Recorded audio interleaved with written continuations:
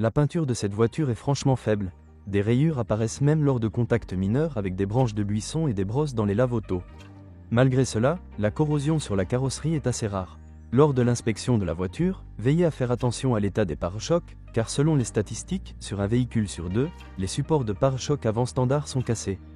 Les plaintes concernant la fiabilité des moteurs Ford sont très rares et la Focus de 3e génération ne fait pas exception. Les moteurs de cette voiture sont assez fiables et si des problèmes surviennent, ils sont généralement insignifiants. L'une des caractéristiques des groupes motopropulseurs à essence est leur fonctionnement bruyant, surtout lorsque le moteur n'est pas réchauffé. Par exemple, lors du démarrage d'un moteur 1.6 froid, vous pouvez entendre un bruit sourd ou un bruit de claquement sous le capot, une caractéristique des injecteurs. Après échauffement, en règle générale, les bruits gênants disparaissent. Le moteur 2.0 a également une caractéristique désagréable. Un bruit de cognement fort lors du démarrage d'un moteur froid, une caractéristique de la pompe d'injection de carburant. Sur les voitures produites de 2011 à 2012, un fonctionnement instable du moteur, un triplement et une perte de traction ont été observés. La raison en était une défaillance du micrologiciel de l'unité de commande du groupe motopropulseur. Plus tard, le constructeur a éliminé ce problème en remplaçant le logiciel. L'unité de commande du moteur est située non loin du pare-choc avant, et si même un impact mineur se produit sur l'avant de la voiture, elle doit être remplacée. Le coût de l'unité est d'environ 1 500 $ américains.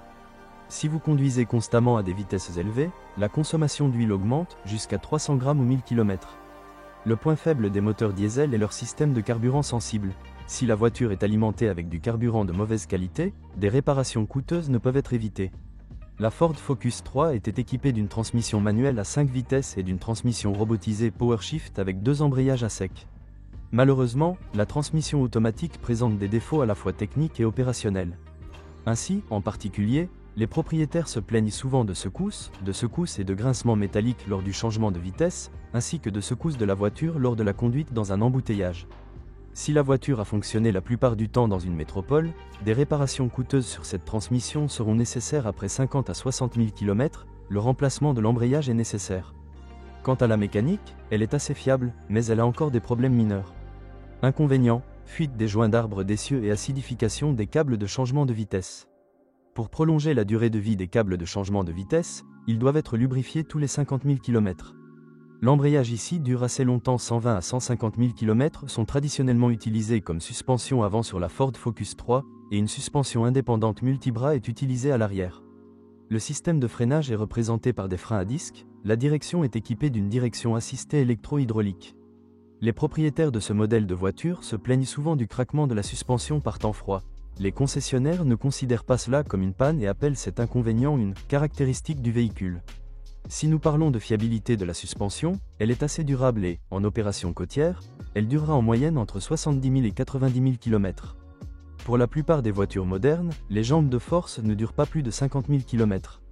En règle générale, les amortisseurs commencent à fuir après 70 000 km, et plus près de 100 000 km, ils devront être remplacés. En même temps, les roulements de support devront être remplacés. Les rotules, roulements de roues et blocs silencieux parcourent en moyenne environ 80 000 km. Les bras de carrossage de la suspension arrière tombent en panne après un kilométrage de 60 000 à 70 000 km. La crémaillère de direction est considérée comme l'endroit le plus problématique du châssis, et peut cogner très tôt, jusqu'à 60 000 km. Du fait que cet ensemble n'est pas démontable et peut être remplacé comme un ensemble avec l'amplificateur, son remplacement n'est pas bon marché.